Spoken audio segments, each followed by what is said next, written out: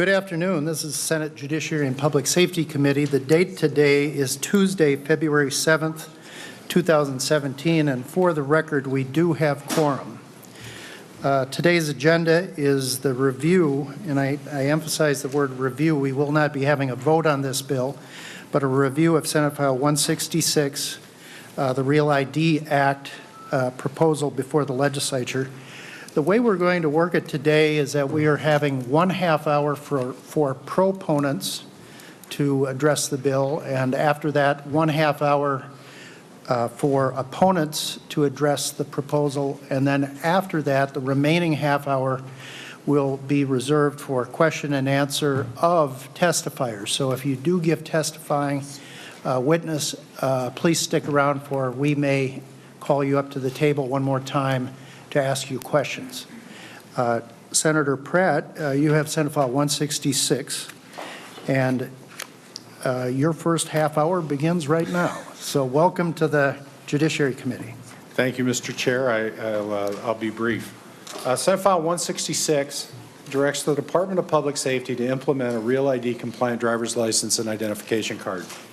Real ID passed in 2005 and sets minimum identity authentication standards for state IDs if they're going to be used for federal purposes, namely for boarding aircraft, entering a secure federal facility, and for some federal buildings. Following the passage of the federal law, several states initially enacted legislation expressly in opposition to or barring the federal mandates. Minnesota was one such state. The 2009 legislature enacted the Real ID Act prohibiting both state planning and implementation. State responses have changed over time, and nearly all states and U.S. territories are either in full compliance with the federal law or are in the process of meeting its requirements. In 2016, the legislature partially lifted the Minnesota ban, allowing planning but not actual implementation or administrative rulemaking. The timeline for the acceptance of the federal timeline for the acceptance of Real ID and identification cards has been moving along as time goes on. Since October 2015, non-compliant licenses and ID cards are no longer accepted for entering various secured federal facilities when identification is necessary for access, unless the jurisdiction's been granted an extension. Minnesota does not have this extension, so Minnesota-issued IDs and identification cards are not accepted as valid identification in some federal secured facilities, such as military bases. In fact, I got an email from a mother whose son was down in Kansas at a military base in the infirmary, and she wasn't allowed on base in order to visit. Beginning January 22nd of next year, non-compliant cards will no longer be accepted for boarding commercial aircraft unless extension has been granted by the Department of Homeland Security. And then beginning October 1st of 2020, only Real ID compliant licenses and cards will be accepted for federal purposes. So there will be no more extensions beyond that.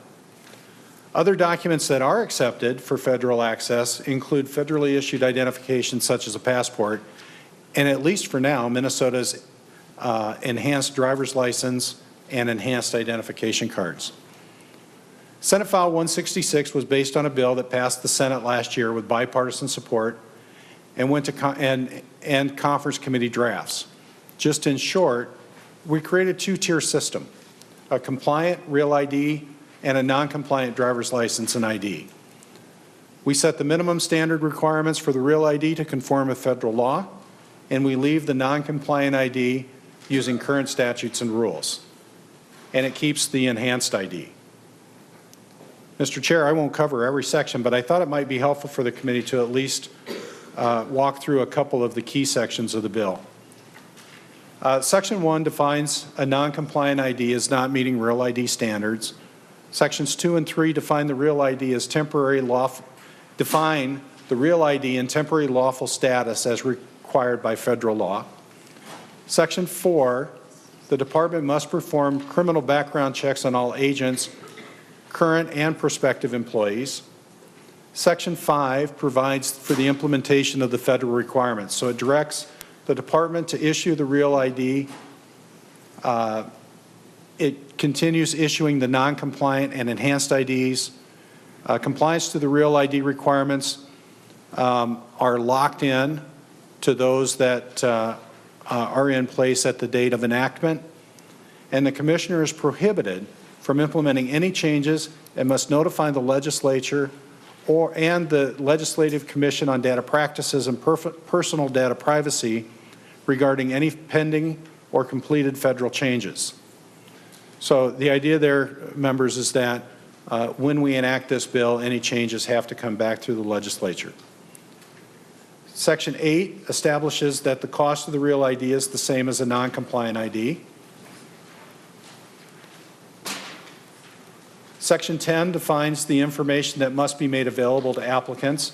So it describes each type of license and ID card, an overview of the data shared outside of the state, a statement that a Real ID is not mandatory, a website where more information can be found. Renewal cards must list the website. So when you get that postcard in the mail that says it's time to renew your license, it must have a reference back to the website. And then applicants for a non-compliant ID must sign an acknowledgement that they understand the limitations of the card. Section 11 establishes that the documents that will be required to meet the Real ID requirements. Sections 12 and 13 state that the Real ID must contain a distinguishing mark that shows compliance, and the non-compliant license must state not for federal identification. Jumping ahead, Section 18 establishes that requirements, for the use and access of MNLARS and mandates an independent biennial security audit with reporting back to the legislature. Section 20 prohibits the department from sharing data on non-compliant driver's licenses and identification cards outside of the state if it's not already in place at the time of enactment. Section 21 prevents the sharing of any firearms data maintained by the department in accordance with our current data privacy statutes of Chapter 13.87, and that will be coming in an amendment at a later time. Section 23 states DVS must start sharing or must start issuing Real IDs by October 1st of 2018. And again, cards will be provided at no fee for those who have valid unexpired Minnesota IDs until October of 2020. So currently our driver's licenses are good for 4 years. If someone signs up for a new ID in 2016, their license won't expire until 2020. And so we want to be able to provide those folks free upgrades and no penalty. Section 24 limits rulemaking to changes only necessary to implement the technical aspects of Real ID, and we give express and limited expedited rulemaking. Section 25 is an appropriation to implement the changes.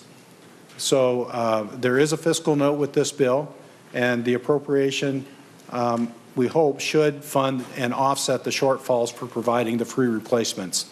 And we've got that through the first biennium, and then any additional charges will have to come through the normal budgeting process. Section 27 repeals the prohibition of implementing a Real ID, and Section 28 defines the date as the date following enactment.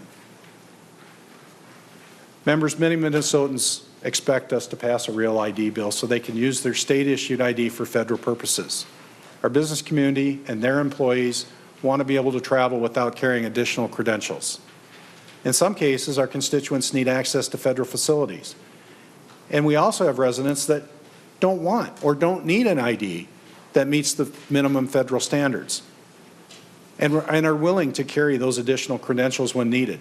And we've accommodated that group as well. So I believe Senate File 166 is a good compromise for both groups. And Mr. Chair, that concludes my summary. Thank you, Senator Pratt. I'm sorry. Thank you, Senator Pratt. You have a list of proponents. Yes, Mr. Chair. Is Don Olson the leadoff hitter here, Senator Pratt? Members, while some of you came in a little late, we will not be making any votes today, nor will we be considering any amendments. There is an amendment in your packet, but amendments and decision on the bill will happen tomorrow. This is just strictly a forum for both opponents and proponents, and then in the remaining half hour, we will be discussing the bill with those who are giving testimony today. Welcome to the committee. Would you identify yourself for the record? Thank you, and for the record, my name is Dawn Olson. I'm the Director of Driver and Vehicle Services at the Department of Public Safety. My comments today are very brief. I just wanted to provide a status report. The department has reviewed the bill drafted by Senator Pratt, and we work in collaboration with him on, the implementation. What we see has to be the requirements that are needed to be Real ID compliant, and we feel this bill is very workable. We have a couple things that we still need to kind of work on and tweak yet, a couple technical things, but we are in communication with the author to discuss those things to go forward with. All right. Thank you. Thank you, Mr. Chair. If we could ask Mr. Graves and Mr. Davidson. Mr. Graves from the Minnesota Chamber of Commerce. Mr. Chair. Sarah Hall. Thank you, Mr. Chair. Will we be asking questions immediately or just wait until everybody's done? I made an announcement earlier that we're hoping that anyone giving testimony today would remain in the room. We're reserving the last half hour because we're giving proponents and opponents equal time to give us their presentation. Mr. Graves, welcome to the committee. Would you identify yourself for the record? Thank you, Mr. Chair. My name is Bentley Graves. I'm the Director of Healthcare and Transportation Policy at the Minnesota Chamber of Commerce. I appreciate the opportunity to provide some testimony here today. First of all, I want to thank Senator Pratt for bringing this legislation forward. The legislature's work to bring Minnesota into compliance with the Real ID law has been an important issue for the business community for the last couple of years. We worked very hard with other supporters last session, and we're disappointed, frankly, when action by the legislature wasn't taken.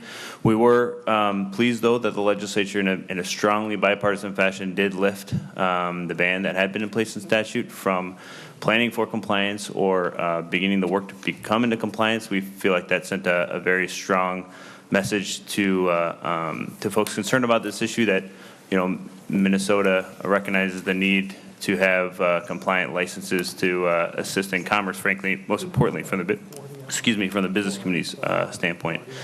The business community does want to see Minnesota become compliant.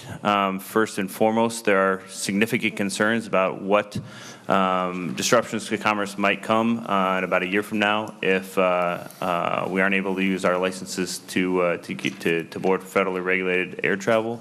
But even more than that, while that is a concern a year off, already a number of employers in Minnesota who require their employees to have regular access to federal facilities and secure sites have already had challenges getting their employees into those sites because of the fact that a Real ID is already required to access those sites. So we, again, appreciate the quick work on this. I know, Mr. Chairman, you had asked folks to confine their comments largely to the jurisdiction of the committee, and I know that there have been a lot of questions about privacy, and some of those concerns have been aired in different venues and different committee stops already. It's certainly our perspective that the dual track alleviates those concerns, giving Minnesotans a choice about the license that they can have. And the bill sets a very clear guardrails around not just providing Minnesotans that choice, but about how non-compliant licenses are treated. And also, we appreciate the safeguards that have been built into the bill to require further review of any additional federal purpose that might be layered on for use of Real ID. We think that's a very important stipulation that further protects Minnesota, further protects Minnesotans, and gives us the confidence to give our full support to this bill and urge you all to do the same. Thank you for the opportunity, Mr. Chairman. Happy to answer any questions. Thank you, Mr. Graves. The next testifier is Mr. Jeff Davidman from Delta Airlines. Good afternoon, Mr. Chair and members. Thank you for the opportunity to be here today. For the record, my name Would you identify yourself for the record? my name is Jeff Davidman. I'm the Vice President of State and Local Government Affairs for Delta Airlines. We are supportive of Minnesota finding a solution this legislative session in order to come into compliance with the Real ID federal law. As we sit here today, if federal law is not changed and if state law, if we don't come into compliance, then starting January 22nd, 2018, Minnesotans will not be able to use their identification card in order to board a commercial aircraft, which obviously has significant impact for us and our operations at MSP. There's already a lot of confusion today. If you've traveled in the last couple of months, you've seen that signs are already up at the airport telling customers when they are going through the TSA security line that starting January 22nd, 2018, states IDs, if they're not in compliance, will not be a form of identification that they can use to board aircraft. That has led to numerous questions that we get in our corporate sales department from corporate travelers and their corporate departments, but it also is questions that our employees at MSP every single day are getting questions to, and quite frankly, they don't have the answers. They're not sure what to tell customers because Minnesota hasn't found a solution to this yet. We thank Senator Pratt for bringing this bill forward because we believe it leads us to that solution. What we might face next year, we face already today on a much smaller scale. But let me give you an example. Today, if you have a passport and you're flying internationally, and you have less than 6 months left on your passport, and you're going to Rome for 2 weeks on a vacation that you've been waiting a couple years to go on, and you say, great, I've got 5 months left on my passport, I'm traveling for the next 2 weeks, I'll renew when I get back. You find out when you get to the airport, when you go to check in, that passport will not be accepted by Italy when you travel overseas. They have different rules and requirements, and that rule says that you have to have more than 6 months left on your passport. What happens is the customers are confused. They're surprised to see that this happens. They go to our Delta agents and they ask, how can this be? And all we're able to do is say, you have to go make an appointment at the passport office in Minneapolis, and we'll try and figure out a way in the next day or two to get you back on this trip that you've been dreaming about taking. We view that as something that maybe happens once or twice a week today, happening exponentially if we don't find a solution to this starting next January. Our big concerns are, customers won't be able to board the aircraft and go on the itineraries that they plan to have. Delta employees or other airline agents are going to be the ones who are going to have to answer these questions if we don't find a solution. And let me this other one, which is if you fly next year on January 15th, but you don't return until January 24th, your license will have worked when you left. Your license will not work when you come back. How will you get back to Minnesota if you haven't taken the necessary steps? And that's really what this is about. It's confusion for the customers. And what this bill provides is hopefully a solution to take that confusion away and allow people to continue to travel. As Bentley said, and I'll just echo it, we understand there are some privacy concerns. We do think the dual track here really hopefully solves a number of those issues. It provides a system in which if you want a real ID so that you can continue to use your state identification card to travel, you can. And if you don't, for whatever reasons, you can get another ID and then just acknowledge that there are going to be other documents you'll have to get in order to fly. I thank you for taking the time on this important issue and happy to answer any questions you might have. Thank you, Mr. Davidman. The next proponent is Cameron Boyd. Senator Pratt, I believe Mr. Killian is not able to attend today, so Mr. Boyd is in his place. Thank you, Mr. Chair. Maybe we could call up Ms. Norman as well. Ms. Norman, is Ms. Norman here? Okay. If you could be on deck and we can move along quickly. It's my intent, Mr. Chair. Yeah. Mr. Boyd, would you identify yourself for the record? Thank you, Mr. Chair. My name is Cameron Boyd, and I'm a senior attorney at the Metropolitan Airports Commission. I'm here today to offer a few brief thoughts in support of the bill. Customer service is always a focus at the Metropolitan Airports Commission, and part of that focus is reducing stress and confusion for the traveling public. MEC is already fielding questions daily, as Mr. Davidman noted, as Delta is, with regard to Real ID from travelers who don't understand what documents are required to fly now and when those requirements may change in the future. About half of all passengers at MSP are leisure travelers who, as a general rule, fly less frequently than business travelers, and their travel is also more discretionary than business travelers. These passengers are the ones who are more likely to be discouraged by confusion and also by the added stress of traveling through the airport. Confusion is also likely to slow processing of passengers through security checkpoints at the airport, which, as we all know from following the media in the last year, is an issue of great concern at MSP for MAC and its stakeholders. The MAC is also charged with growing air service at MSP. This means both attracting new carriers as well as expanding service from existing carriers. Attracting new service is always a competitive process, and when carriers evaluate new service opportunities at the airport, there is the potential for them to view noncompliance with the Real ID Act negatively, and this risk will only grow as we approach January of next year. Finally, some have suggested that the federal government may repeal the Real ID Act of 2005, letting Minnesota off the hook. There have been a number of attempts to do so since the law was adopted in 2005. There's a bill out there right now that MAC is tracking, and we will continue to do so. But to date, no hearings have been scheduled, and the best evidence is that it's not likely to succeed.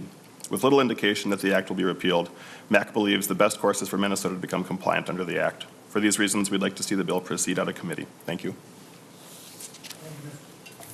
Thank you, Mr. Boyd. I believe that, Senator Pratt, your testifiers are moving quite quickly through the allotted time, so We're trying, Mr. Chair. they could slow down a little bit, because we've got lots of time. I think we have an extra testifier that would like to, is that what she said? I heard to my left someone is objecting to me to slow them down, so nameless legislator. Well, Mr. Chair, you've always been a champion of efficiency, and I'm just trying to live up to your standard. Wow. Welcome to the committee. Would you identify yourself for the record? Sure. My name is Jane Norman. I'm here on behalf of the American Society of Travel Agents, and I brought with me one other person from us that will speak after myself, if permitted. The American Society of Travel Agents within Minnesota have 377 registered travel agencies, plus their employees. I'd like to provide perspective on that number. Caribou Coffee has estimated 438. We're a strong group of travel agents within Minnesota, all retail, and the economics are not desirable should the Real ID not pass for either a dual track or as a single track. We prefer the dual track. National travel sales significantly reduced already as a direct result of we don't know what's going on with this. We have vacation travelers, we have group travelers that are at the collegiate level. They have questions, we don't know how to answer them. They're already booked for travel next year. Mary will talk a little bit more about that. As part of the travel network, the largest travel agency in Minnesota is Travel Leaders, $20 billion in sales. I'm just one agency, JJ Design Travel, with $202 million in sales. I'm sorry, I'm nervous. I haven't done this before. So moving on to the concern, the dual track is the preferred method. We have families right now with children who don't have the ability to get passports in time for their trips.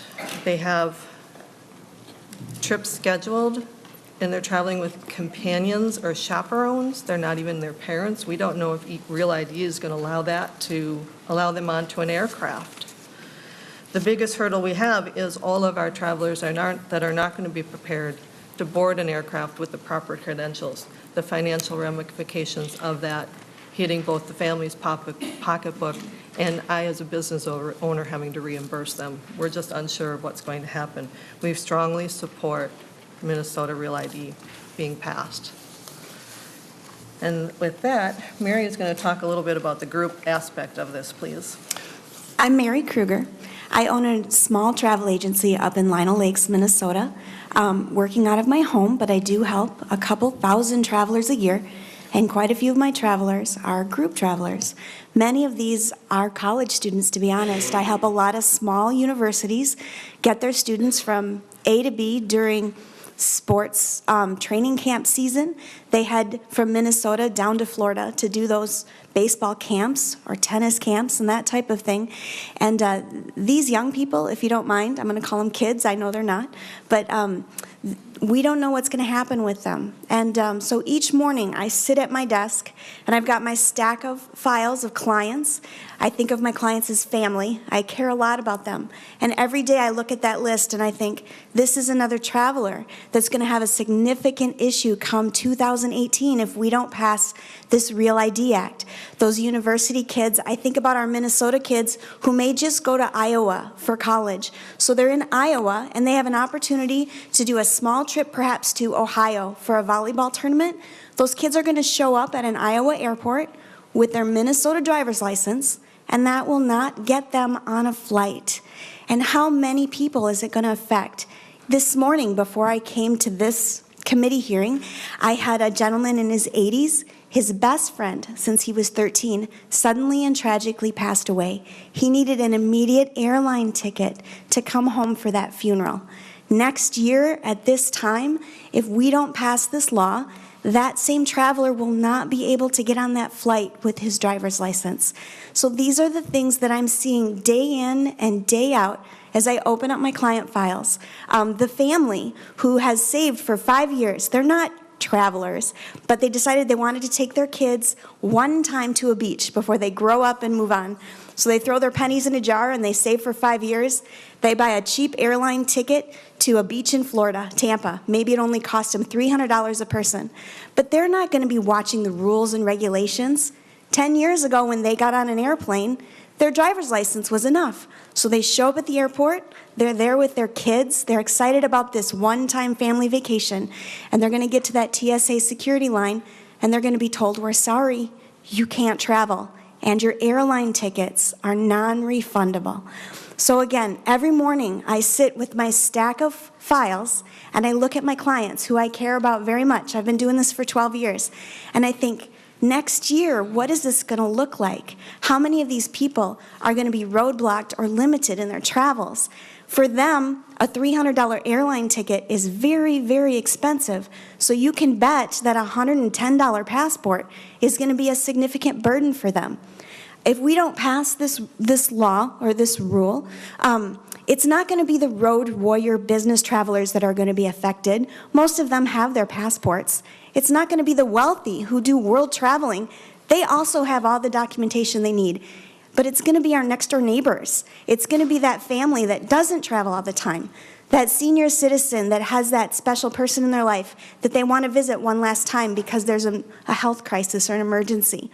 The college student that has no idea when they're in Iowa that they're not going to be able to get on a flight with their Minnesota driver's license. These are the people I'd like you to consider as you look at this Real ID Act and as you consider all the ramifications. As I understand it, the legislature has done great work. Good wording has been added to this rule to make sure that there's a second track you can take if you need a driver's license but you're not ready or you don't have the information necessary to do the airport compliance track. And I think that's awesome. That should be in there. The work has been done. I know that people have been concerned that these IDs and their use may be expanded, and I understand that the wording has been added as well to protect that situation, so that if the ID has to be used or as it comes forward that we want to expand the use of it, it has to come back to the legislature to be approved.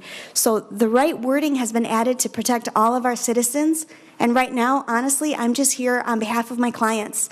There are so many of them that will not be able to get on an airplane in January of 2018 unless we pass this legislation. Thank you. Thank you. Thank you, Ms. Kruger. The final proponent is a Mr. Peter Nelson from the Center of the American Experiment.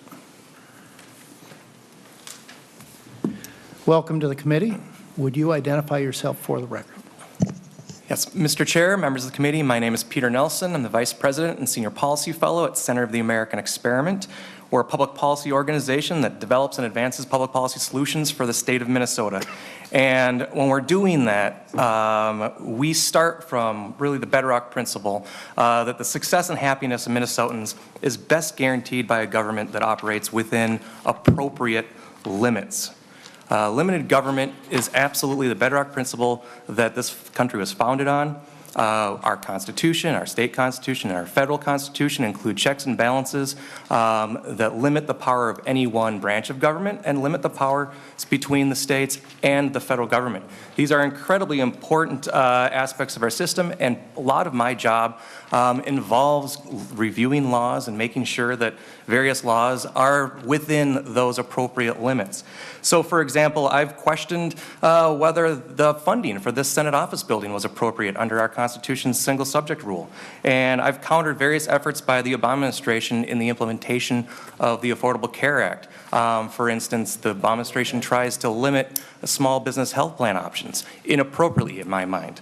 And most recently, I helped win a court case at the Minnesota Supreme Court that deemed a St. Paul fee a tax and protected a number of churches from government overreach in that regard.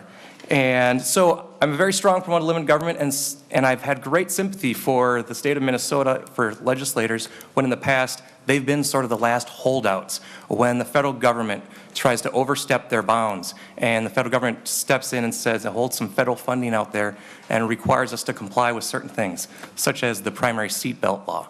And in this regard, I've been somewhat proud that, we have been one of the last holdouts when it comes to real ID.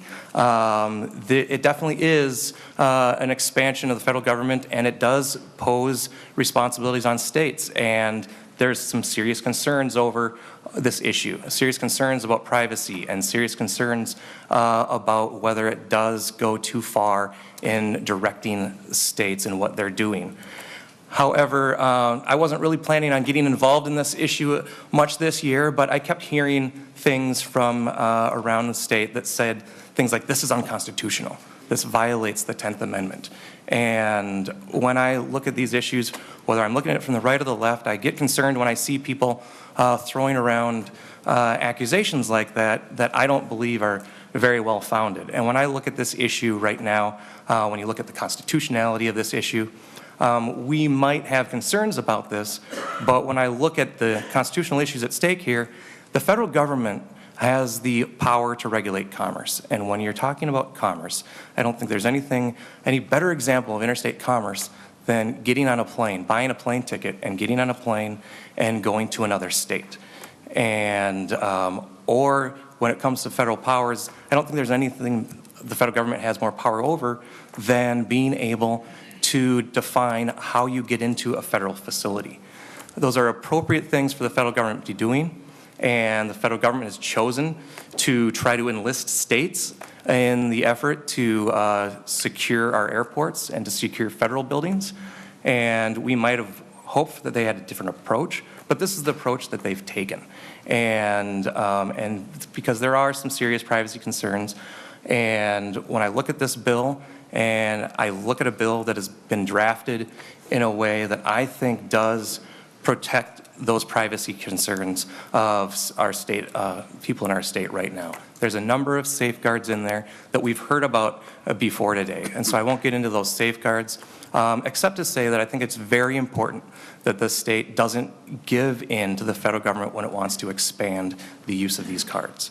And right now, the bill doesn't allow the state to pursue any sort of further implementation of some new idea that the federal government has in regards to these cards. I think that is essential in this bill. It's really the only reason why I support this bill right now. Otherwise, I would be very concerned about where this is going. But right now, when it comes to the federal government, when you look at all the testimony we've heard today about the possible problems that this might create for Minnesotans, whether it's for businesses, whether it's for that family, this is a very reasonable response to what the federal government has done.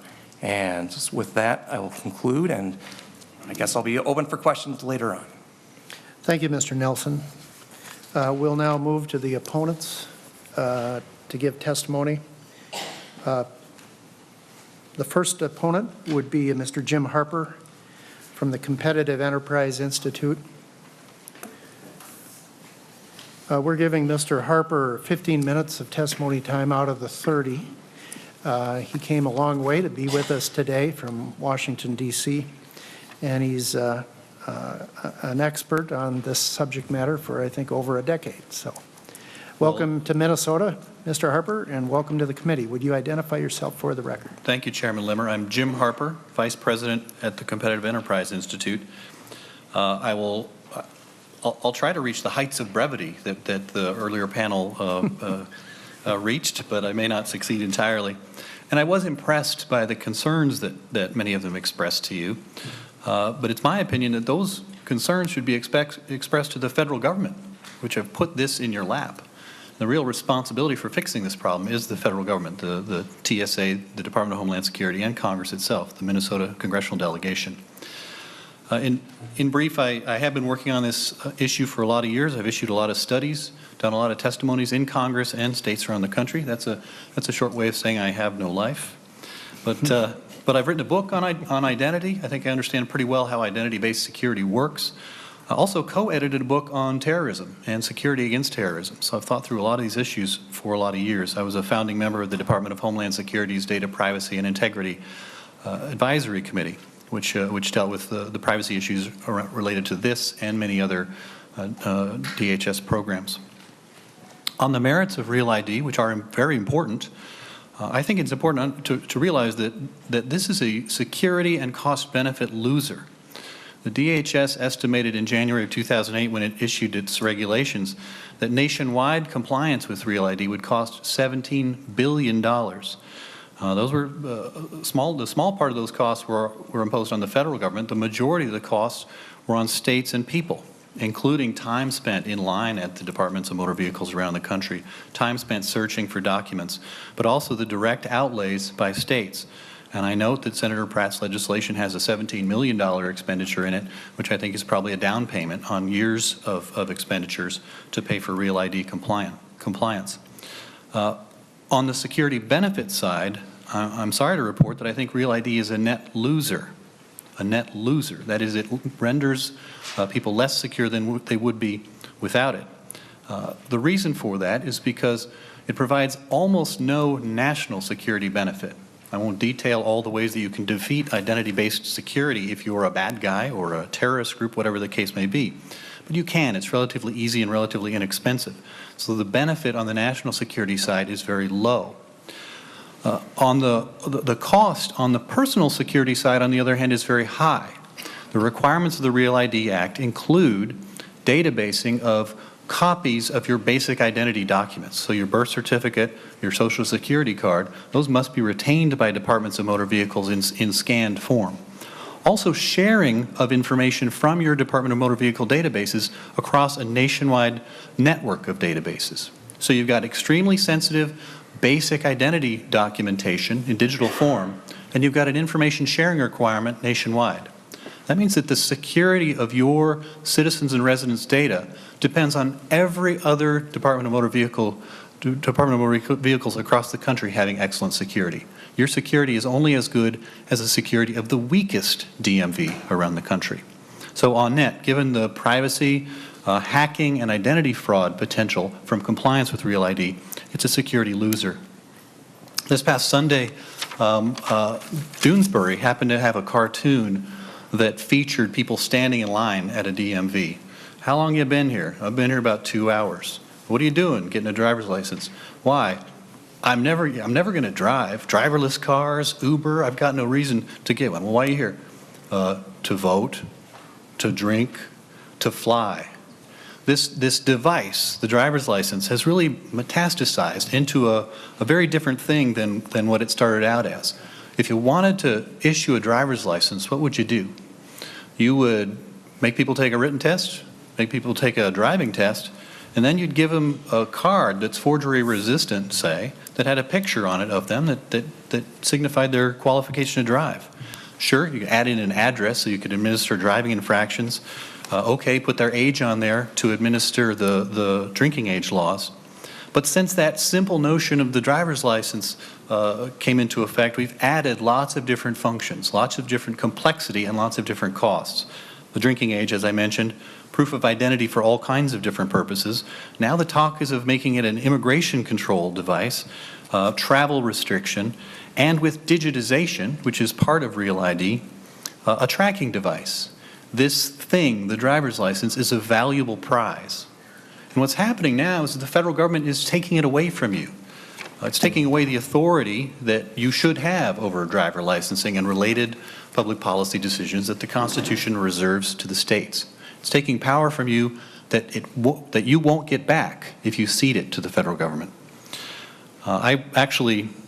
I moved to Washington after law school because of my interest in federal-state relations. At the time, the federal government was doing too many things that aren't within its constitutional prerogatives.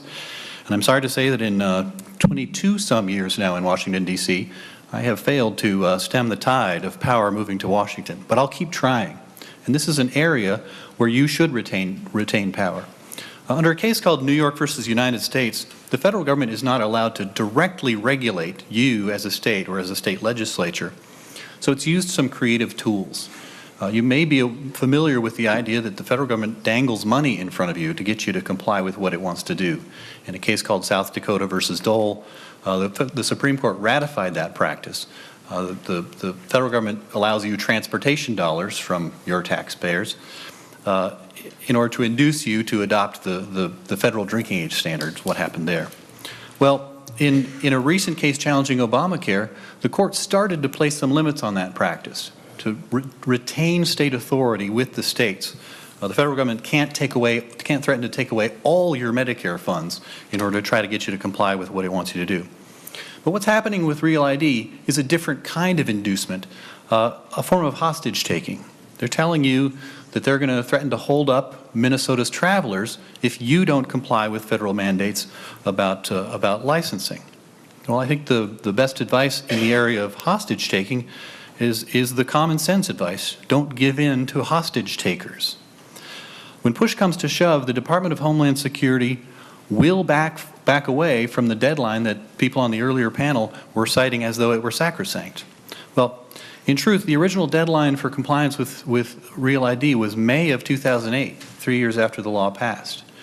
No state was in compliance. Many states, as Senator Pratt mentioned, passed resolutions or laws barring themselves from compliance. And the Department of Homeland Security moved back the deadline. It's probably moved the deadline half a dozen times in the 9 years since the original compliance deadline. It originally did so by publishing new deadlines in the Federal Register. But a few years ago, it stopped doing that and started issuing deadlines essentially by press release. Instead of taking on all the states at once, DHS is now going around from state to state to state, threatening you with the fact that your flyers will be turned away at airports. Playing this game of chicken against only one state is a lot easier than playing against all the states, and I would agree that DHS is having some success. But any state can back down the DHS, because when push comes to shove, the DHS will back down. The reason why is because if they create that chaos at the airport that they threaten to do, they are the ones that will be blamed. The press stories will be written about the Transportation Security Administration, which I'm here to tell you is not a beloved federal agency. The stories will be about the Department of Homeland Security, and the stories will be about Congress. The DHS understands very well how the politics play out in this, and they will back away from deadlines as they have done a half dozen times. Now, I appreciate and commend the idea that any change to the Real ID practices that DHS is talking about now should come back before you as a legislature. The limit in Senate File 166 is well intended, but there's a complexity here, which is that the statutory language of Real ID requires things like information sharing. It requires it in the statutory language. The regulatory language actually subtracted from that. The regulatory language says you don't have to do that or implies you don't have to do that. The way the amendment to SF 166 works, it would still might require you to submit your driver data to that national database network, even without it coming back to the legislature. So the statute now requires sharing of all driver data, and I should also add that it requires sharing of all driver data, not just data about people who carry compliant cards. So you don't get out of Real ID by carrying a non-compliant card, at least as far as the back-end data sharing is concerned. That's the statutory language I'm referring to, which I think is more authoritative than regulation or press release. Now, I do very well understand the arguments that we should follow the path of least resistance. And my sympathies especially are to the airlines in our country and the airports, who are in no position to argue with the Transportation Security Administration or the DHS, because TSA and DHS control the experience that Americans have at the airports. Your airline is not going to come up here and say bad things about TSA. But I have some experience with people in the travel industry, and they'll tell me things about TSA and what the DHS does to their experience. And I think sub rosa, airlines and airports know that TSA should treat Americans better. Airlines and airports know that they shouldn't be on the wrong side of this issue. Because the path of least resistance goes right through American taxpayers' privacy, the privacy and the pocketbooks of Minnesotans. What should you do? Well, I've recommended in my written testimony, which is quite long, insist on good government. This is a federal problem. This was created by federal legislation, and it's federal regulators who are trying to buffalo you into doing their bidding. So do right by your constituents as such with respect to Real ID. What's the right licensing policy for Minnesota? Decide on that and do it. Make Real ID the federal government's problem, which it is. Specifically, I think you should ask the Minnesota congressional delegation to revisit this issue. One, seek to get the Real ID deadlines that are now in place, again, via press release, to be suspended. Real ID should be defunded by the Congress. It spends tens of millions each year on Real ID, and that money could be put to other purposes for the benefit of us, all of us, because it won't be used to implement this national ID. And finally, Congress should repeal the Real ID Act. You can do well by your fellow states if you communicate to them your resistance to Real ID as well. Benjamin Franklin, I believe, is credited with the saying, if we don't hang together, we shall all hang separately. And that has offered up a strategy that DHS is using, going state by state by state, to try to convince each of you to do the wrong thing by your constituents. Thanks very much for hearing my testimony. I'll be happy to answer questions during a later portion of the hearing. Thank you, Mr. Harper. The next person is Twyla Brace.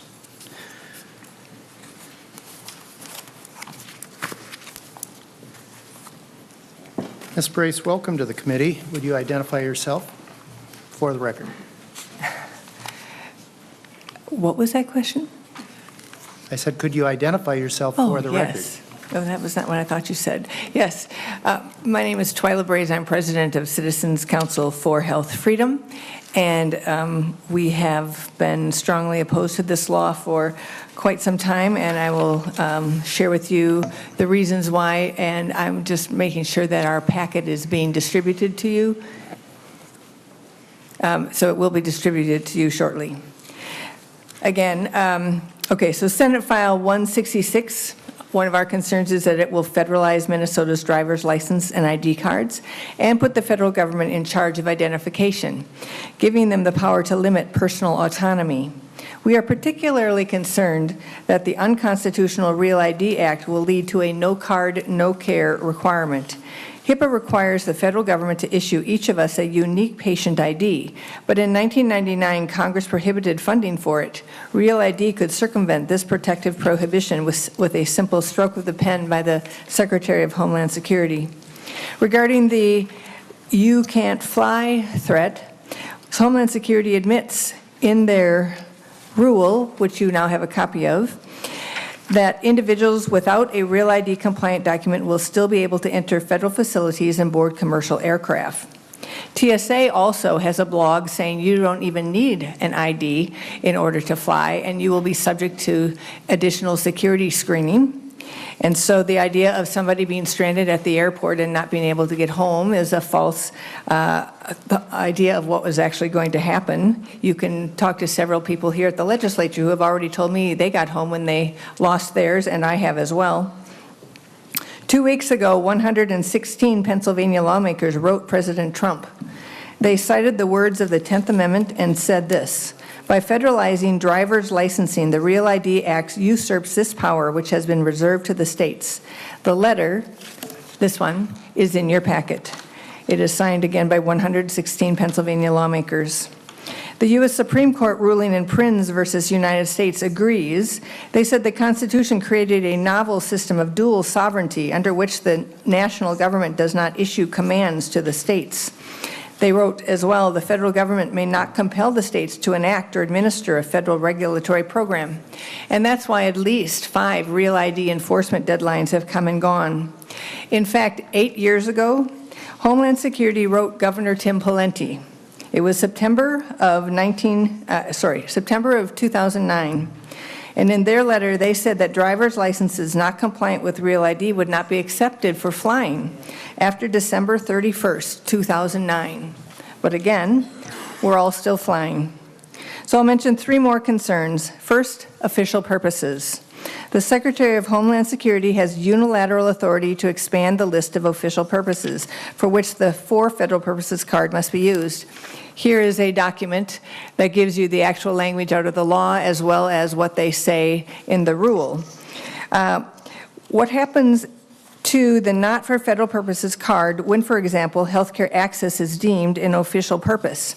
So just as a little demo, here's your for federal purposes card, and here's your not for federal purposes card.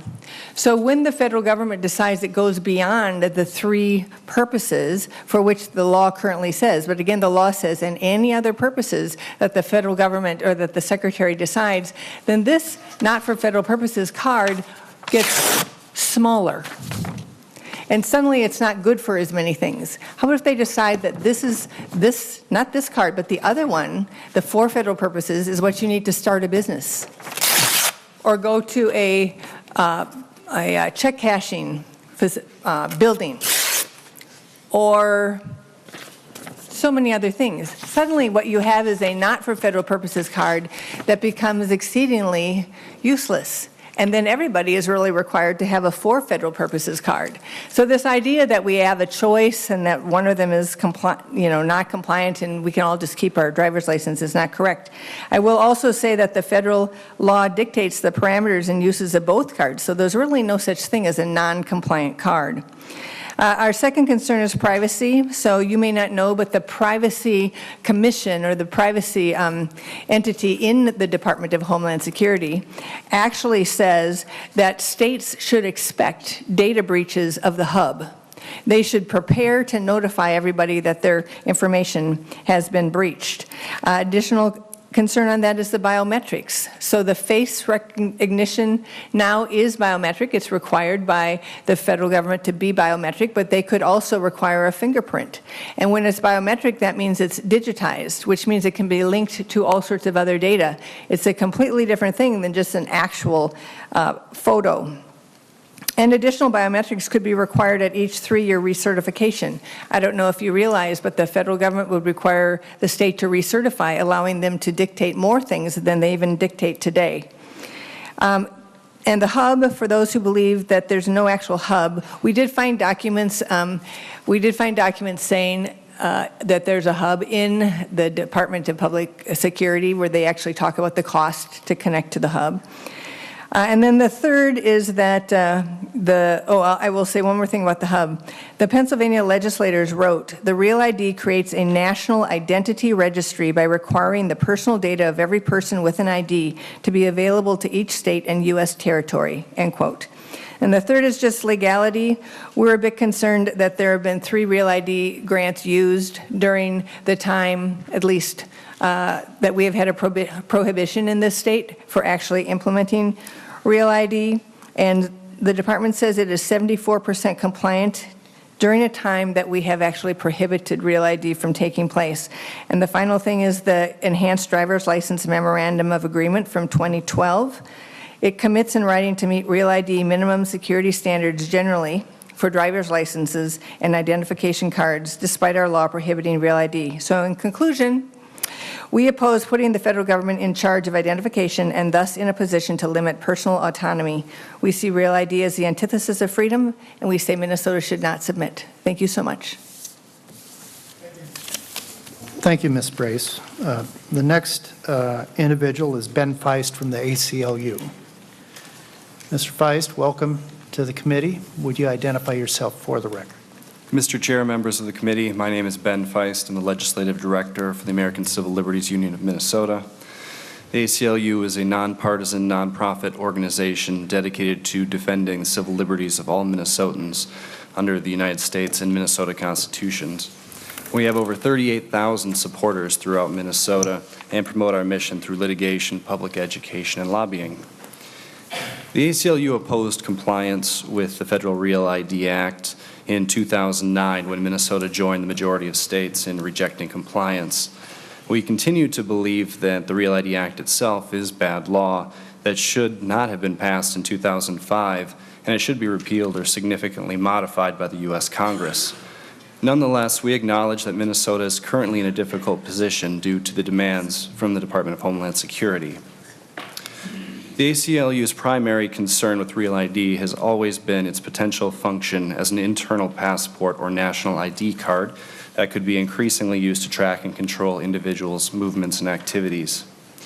The Federal Act includes troubling requirements, most of which have been discussed already today, but I would point out the presentation and verification of source documents and the construction of that 50-state interlinked database, making all information in a person's file available to the other states and the federal government. Under the implementing regulations issued by DHS, neither of those provisions are currently in force to our understanding. We believe that the vocal resistance to the act in Minnesota and elsewhere since 2005 was critical to stopping implementation of these provisions thus far. However, since that troubling language hasn't been repealed, the incoming DHS secretary or any future administration could easily initiate efforts to enforce all aspects of the law, including the controversial interlinked database. We also remain concerned that implementation of the documentation requirements may have a disparate impact on the poor, elderly, and minorities who may have less access to the necessary documents and less time and fewer resources to secure an ID. Since access to a driver's license for all people continues to be important, Minnesota should track and study the extent to which disparate impacts are being created and act to avert these impacts whenever possible. Thank you. Thank you, Mr. Feist. The next individual is Brian Anderson. A rare entity, a citizen, is coming to talk to us about governing, so we better pay attention. Thank you, Chairman Limmer. Mr. Anderson, thank you for coming. Would you identify yourself for the rest? My name is Brian Anderson. I live in Senate District 31. And I am a citizen, and the elected officials in this state are put in place by the citizens to represent us, to protect us. I've become very troubled and very frustrated by the actions of my state rep, who is the speaker. He is pushing this. He's one of the driving forces behind this bill. Several years ago, our state was one of the few states that resisted this legislatively. And now, all of a sudden, we have a total turn. And the Real ID I see is really a federal ID. And the 10th Amendment is being violated. There is no authority for the federal government to require this. And as such, if you notice, when they have given extensions out, either requested or without being requested to give extensions, that there's no penalty or sanction against the state that has been given that extension. There's a reason, because they cannot enforce this. They are basically bullying the states into compliance, and they are picking them apart one at a time rather than giving a blanket extension for all 50, including our U.S. territories. The TSA, as mentioned earlier, does have on its blog 13 other forms of identification that are allowed for federal use, for flying or for access to federal facilities. Currently, there are 25 states, according to DHS, that are not in compliance right now. And going back to that 2009 bill that Twyla happened to mention, that it was illegal for one of our state departments to pursue the enhanced ID because they were circumventing that restriction that was placed in 2009. The development of the enhanced ID, however, does have several elements that are very similar to or identical to the federal ID that is being required of each state. It's my understanding also, that was mentioned earlier, that there are signs at the airport and saying that this will be required as of a certain date. My question is who has the authority to put that up at the airport when it's not passed legislation? It's going to be misleading and threatening to people who are coming here, either flying out or coming here from other states or other countries. And the seems almost more like a campaign than it does in an actual statement of fact, because it's not fact yet, because the legislation has not been passed. Homeland Security is the issue here, and for many people, and that's one of the reasons it's being pushed. It's supposed to increase security. Well, I would like to propose that Homeland Security is best dealt with at home, within our state.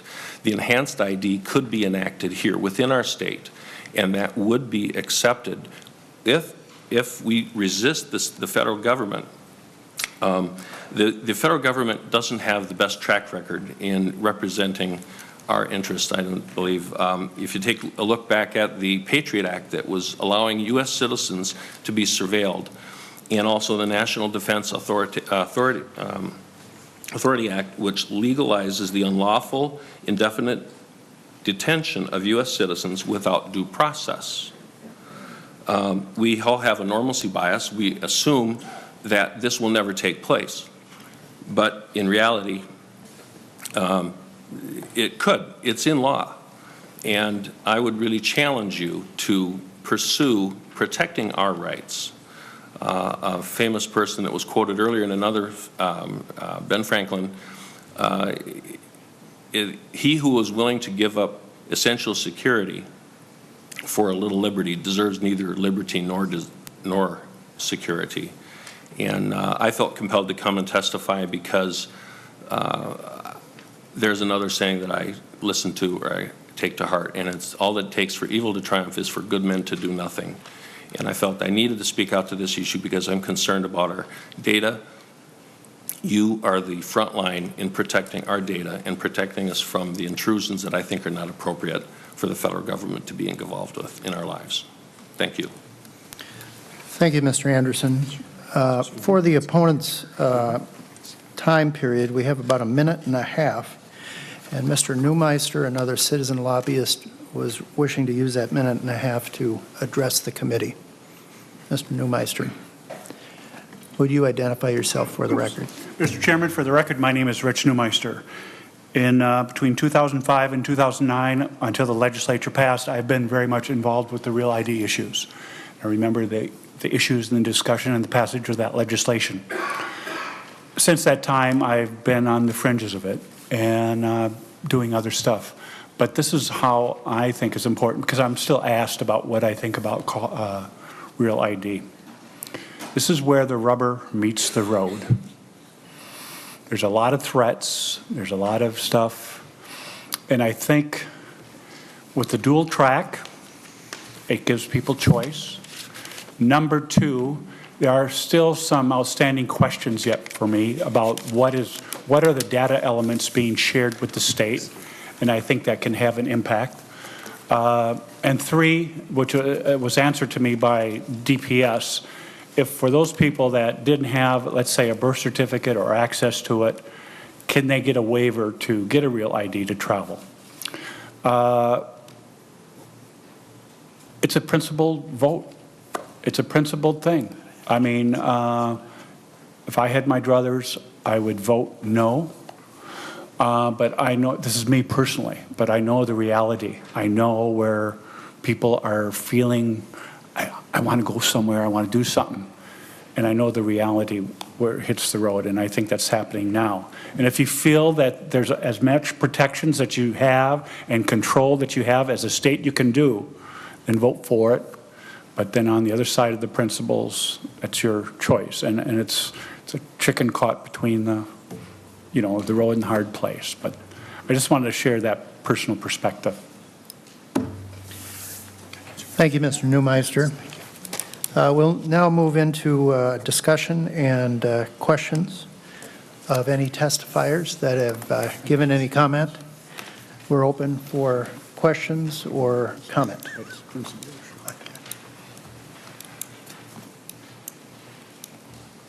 Any questions on behalf of the members?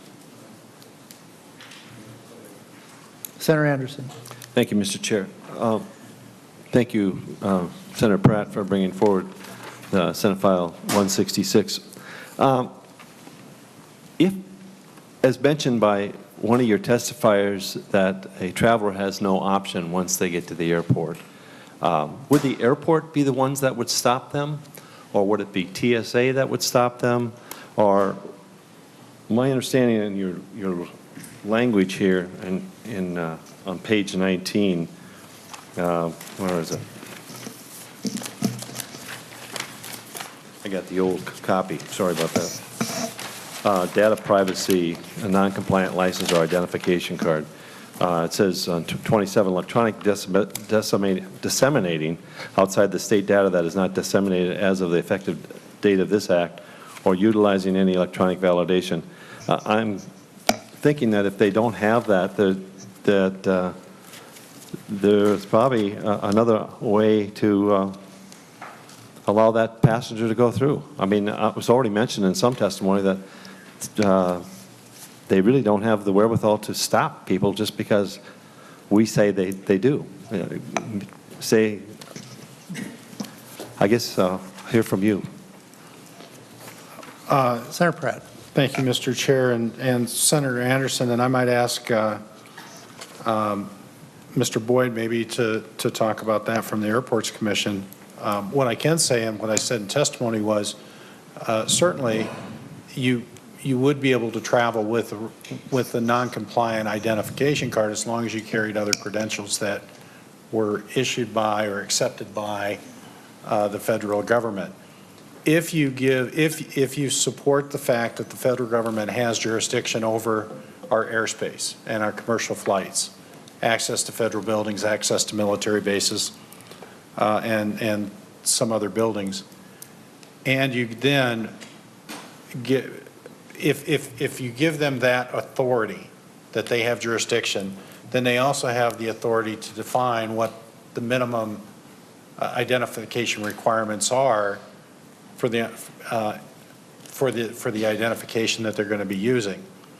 And so to that I would say, as long as I had another form of identification, and the easiest one is to say a passport, with the non-compliant license, I should be able to drive, and I don't have to.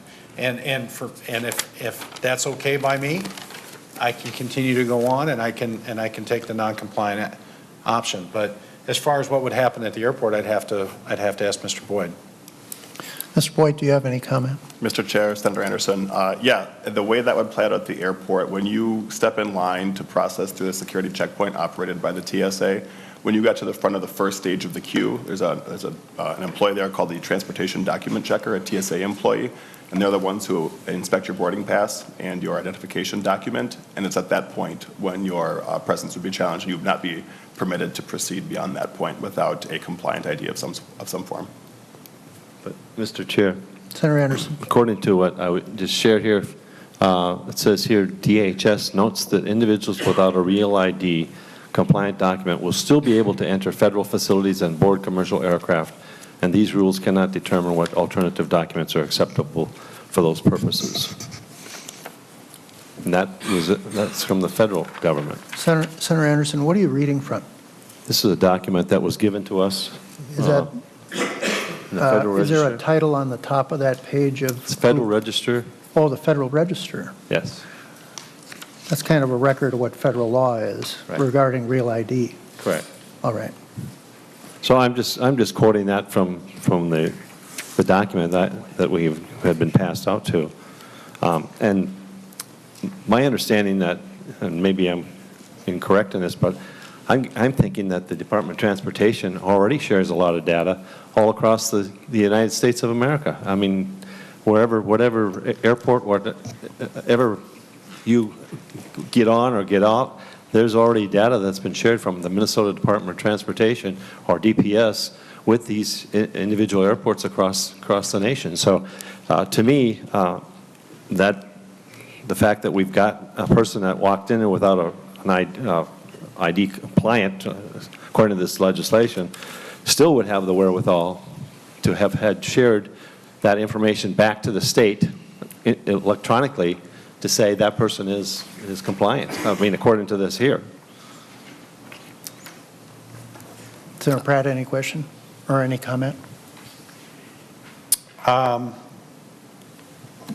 You know, Mr. Chair, I'm still trying to get my arms around this, trying not only to read the highlighted section, but those portions above it and below it as well, and put it in a full context. And I don't think I'm ready to do that. I was trying to do just a quick search. Maybe Ms. Olson could clarify for us from the DPS. Welcome back to the committee. Would you identify yourself again for the record? For the record, my name is Dawn Olson, and I'm the Driver and Vehicle Services Division Director at the Department of Public Safety. Mr. Chair and members of the committee, if I am interpreting your question appropriately, your question is around the electronic data that we share and whether that can be validated if somebody comes and has a non-compliant card, that they can look to a validation system and validate that that individual is who they say they are. The answer to that question is we do not share information with airport or federal facilities like that. We have very specific permissible uses of where we can share our information and data. So a validation process like that at this point, anyway, from my understanding, does not exist with TSA, that they simply go by the identification document that's presented. So, Mr. Chair. Senator Anderson. Ms. Olson, do you have any type of agreements right now, electronic agreements with Customs or with Border Patrol or other vehicle associations across the breadth and scope of this nation, as well as airports? Do you have any kind of agreements at all?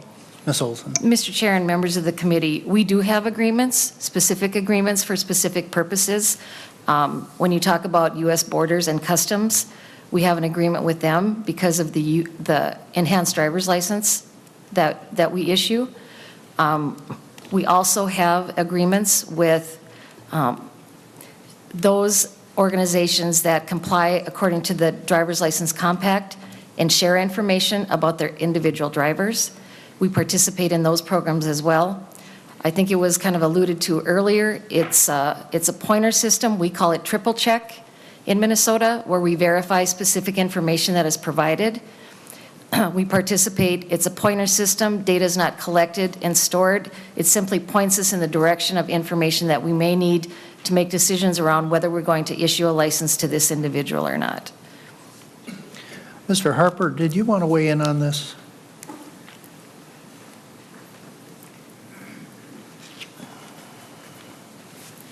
Happy to. Again, Jim Harper, Vice President of the Competitive Enterprise Institute. Senator Anderson's question raises an interesting and complex challenge that Real ID presents.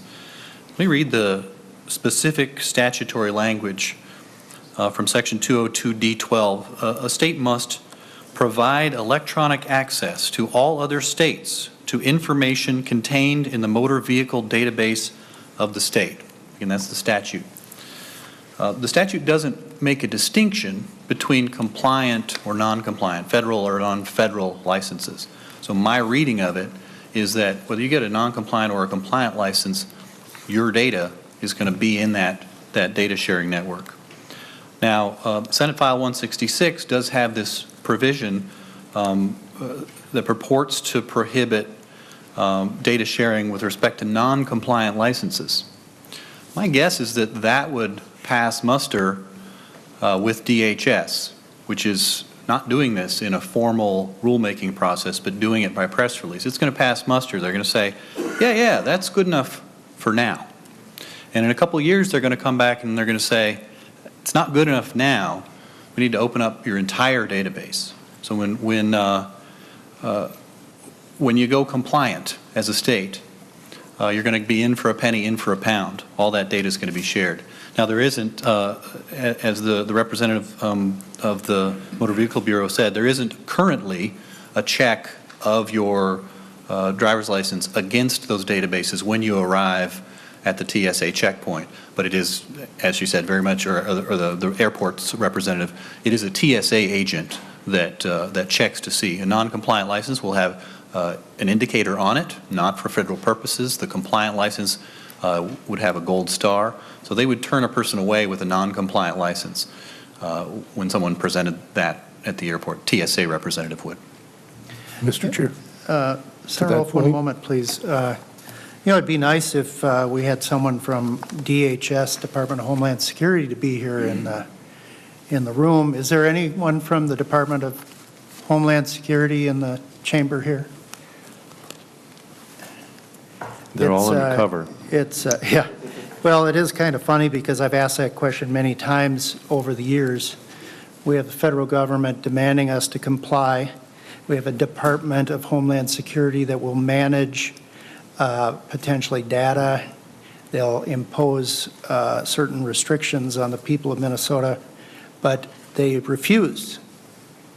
I say they refuse to come and answer any questions, forcing the states to comply with not a person, not a spokesman, but just a federal registry that gets printed. And as a result, we have to try and figure out and balance between convenience versus giving up a lot of our own control and protection of data privacy of our citizens. I wish that the Department of Homeland Security would arrive here and give us an opportunity to ferret out the differences and the questions from time to time. But over the years, it is their policy. They have told me in private conversations, it is their policy not to give testimony based on any demand of the federal government that involves their office. They refuse. So I'm hoping that the taxpayers of this state, and as well as the federal taxpayers that are in this room, are understanding that's the type of partner that we are going to be coming in agreement with very soon if this bill passes. Senator Ralph. Yes, Mr. Chair, thank you. The question I have, I'm sorry.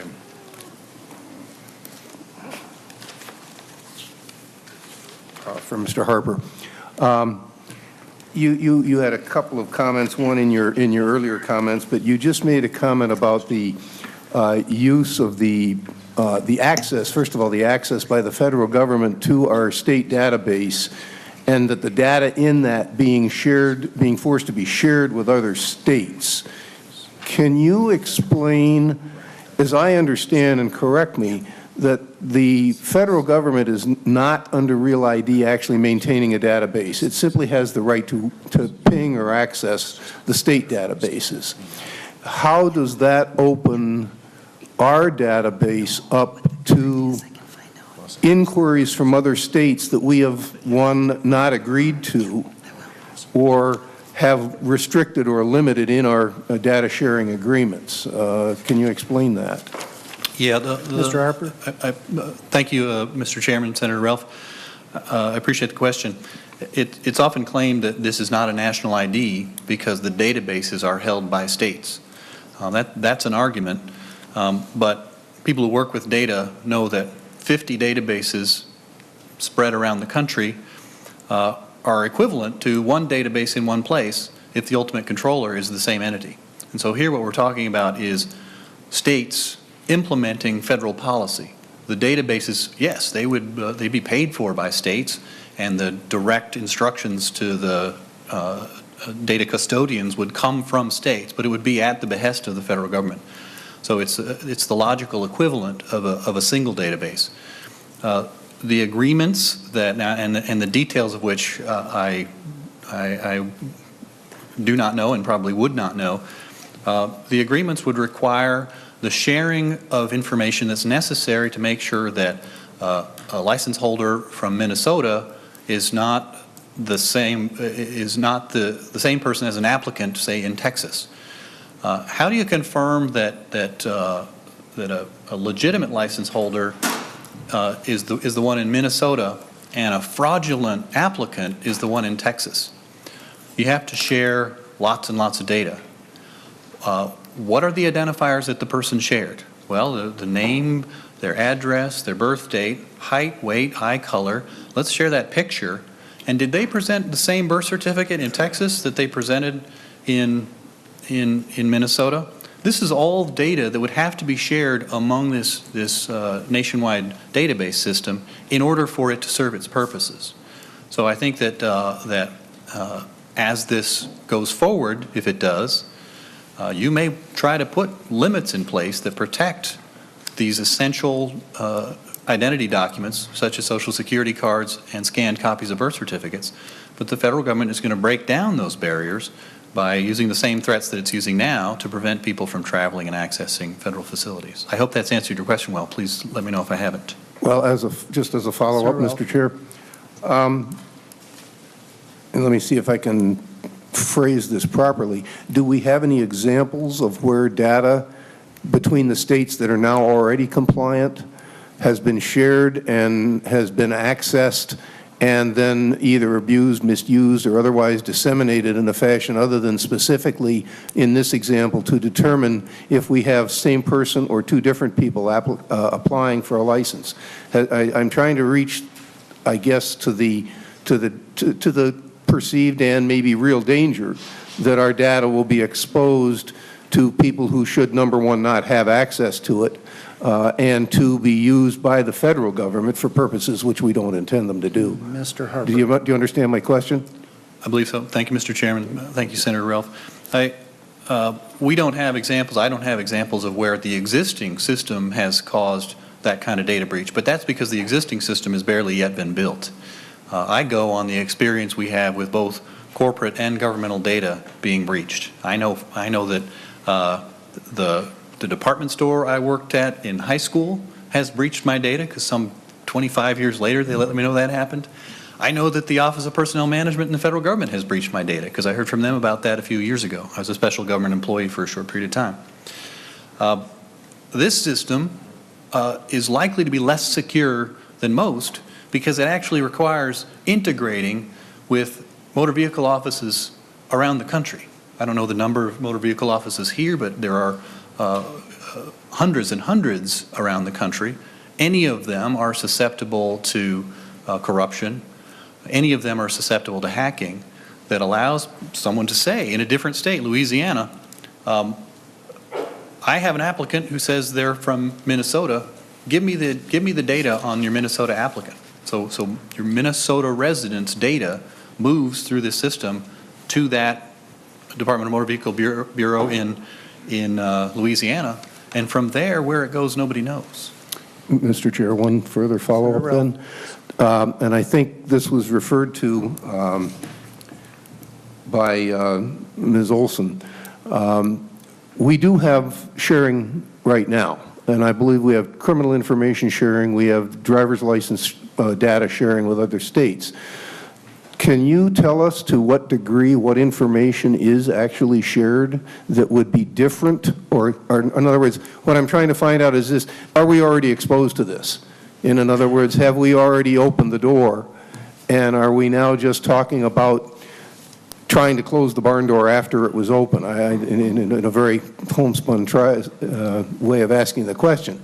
But if this data is already available to all of the states through our current data sharing agreements, I'm trying to find out what more that what other problem we're creating. Not that I'm saying we aren't. I'm trying to get to the depth of the problem. Senator Pratt, did you want to weigh in, or would you want? Let Ms. Olson talk Ms. Olson. She's the expert. All right. Welcome back. Mr. Chair and members of the committee, I think there's a little bit of clarification that's needed to explain how this data sharing actually happens. First off, nobody comes to our database. We protect our information in our database. That's why there's a national hub that is really kind of the facilitator for states that are looking for information about a new driver coming in, or information that Minnesota may have about a driver. So the hub is the mechanism that directs an inquiry to a state that may have information. The only thing that we're providing back to the state that's inquiring is the specific information they're asking for about that particular driver. This program has been in place for many, many years, and it came from the Commercial Driver's License Information System. It kicked off because at a federal level, commercial drivers are regulated by federal regulations. There was key indicators that was needed to make sure that we were appropriately licensing a commercial driver for specific reasons. So part of that program, when states started to see the benefit that came from if we can license commercial drivers with this kind of criteria, then we should also do the same for passenger drivers as well, because there can be violations, there can be inappropriate documents that are used, a variety of things. So states as a collective group said we need to move into this direction. It's depending on what the nature of the inquiry depends on the nature of the information that we share. If we, like I said, we do what we call a triple check. We check to make sure that this driver does not have any other problems in another state. And I mean serious problems like DUIs, vehicular homicide, something of that nature that we want to know about that driver to make sure that we are not licensing somebody who should not be licensed. That's what we call the problem driver pointer system. We make an inquiry. We do give specific information about that individual, including their name, their date of birth, their social security number, eye color, weight. We do the best we can to make sure we're identifying the correct individual. That information, along with the convictions, comes back to the state of Minnesota. Just that information. We do a Social Security verification process, which simply requires that the Social Security Administration wants us to make sure that the individual that's bringing forth a Social Security number matches what they have in their database. So that process is simply a name, a date of birth, and a Social Security number. So Social Security is just verifying the documents that they issue. It's their documents, their cards. They just want us to verify it as people come in. And that is an annual a renewal process that we do. And the last that I already talked about is the commercial driver licensing system, that we go through a similar process there, but we go to a different database there where if there's convictions or there's problems about a commercial driver, we can make sure that we're getting that conviction information and we can bring that forward whether we should license this driver or not. Mr. Chair, one further follow-up then, if I might. 1 second, sir. No, I'd like, Senator Ralph, Senator Pratt. I think I asked Ms. Olson to also talk about what was new. That's what's existing today. Yep. All right. I'm sorry, just to continue on. So what would be new under Real ID is what we call SAVE. It's a system alien verification system. And it's simply for the purposes of verifying that when we have people here that are not from the United States, they're coming in with immigration documents, we have a mechanism to verify that those documents are accurate information. So this is a program that's administered by DHS. DHS issues a lot of these documents. So it's just our mechanism for states to be able to verify that the documents that we have in front of us are true and credible documents. So Senator Ralph, we're nearing our end of time for today. Quick one, if I might, Mr. Chair. All right, so let's put a cap on this. What would change in what we're sharing if we pass this Real ID law? Ms. Olson. Mr. Chair and members of the committee, it would be that verification on the immigration documents that we would need to include. DHS also expects states to do their diligence to make sure that they're only issuing one credential. And so that would be a state-to-state system, and that's simply, again, the same thing. It's a pointer system to reach out to the other jurisdictions and verify that this individual does not already currently hold a driver's license or identification card. So it's just a simplifying of the vetting process. We started about 5 minutes late. I'm trying to keep strict time use. If we recognize the 5 minutes late in starting, we can go 3 more minutes, and then we have to get out of the room. Ms. Brace, you wanted to make a quick comment on this, and then Senator Pratt, I'll leave you a last word for it. Senator Ingebrigtsen, did you have a question that we can? I do, but I can certainly hold it till the next meeting, that's All right, fine. all right. Senator, Ms. Brace. Mr. Chair, members of the committee, just as a first thing, on the back of the packet that we gave you is an actual list of the pointer system documents or the pointer systems data that has to be sent to the hub that is run by AMVA in the state of Virginia under a contract with the University of Mississippi with, we believe, federal dollars that were initially going to be given to the state of Missouri. And so just so to understand, you can't send data just anywhere without there being something for them to ping, right? So this is a list of data that it is a centralized amount of data that every state has to have that available in order to be able to even know where to go to get a driver. So there's a list there. And the other thing I wanted to just say about the whole TSA, here is the TSA blog, right? So it's actually from the TSA. And they say, did the gnome that steals your socks and your car keys run off with your ID? Did your license expire and you don't have time to renew it? And it says, you're not going to cause a snafu if you don't have it. How so? Simply approach the travel document checker and let them know that you don't have your ID. At that point, you'll be asked a simple, randomly computer-generated question, and then they go on. All to say that the TSA knows and has a process already for if you don't have your ID, how you can fly. You will not be caught at the airport without an ID and not be able to come home. All right, thank you. Mr. Chair. Senator, Mr. Chair. yeah. Senator Schoen.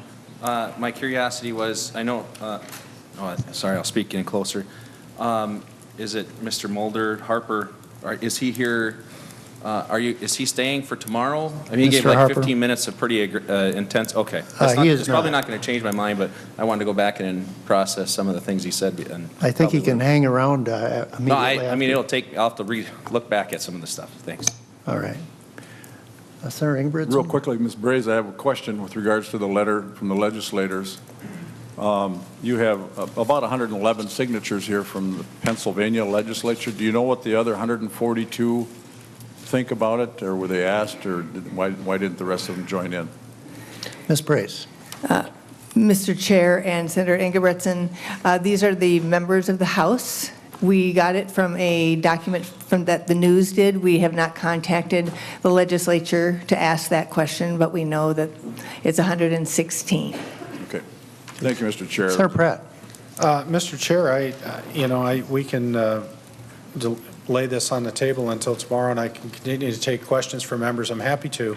I think just a couple of things. First of all, this isn't a federal ID. This is a voluntary opt-in to an ID that if you're willing to share your information.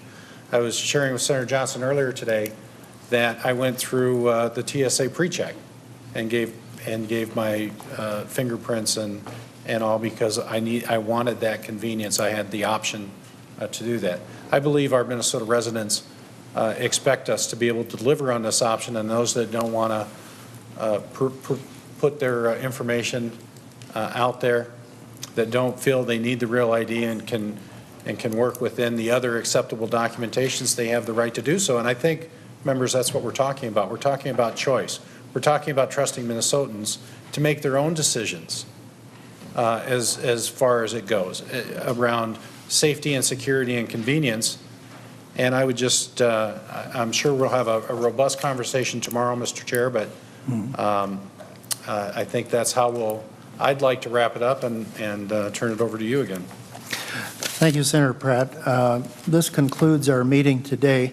Tomorrow, we will continue the discussion, but it'll only be with committee members and, of course, you, Senator Pratt.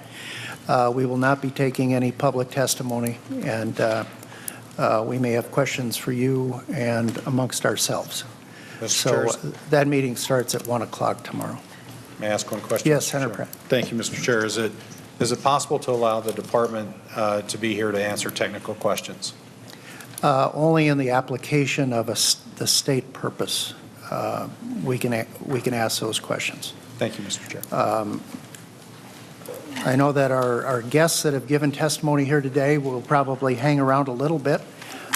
Do we have another committee coming in right behind us? I think there is one coming at 3 o'clock. So for the next 23 minutes, if those want to answer any questions, please stay in the room. Thank you again. This meeting is concluded.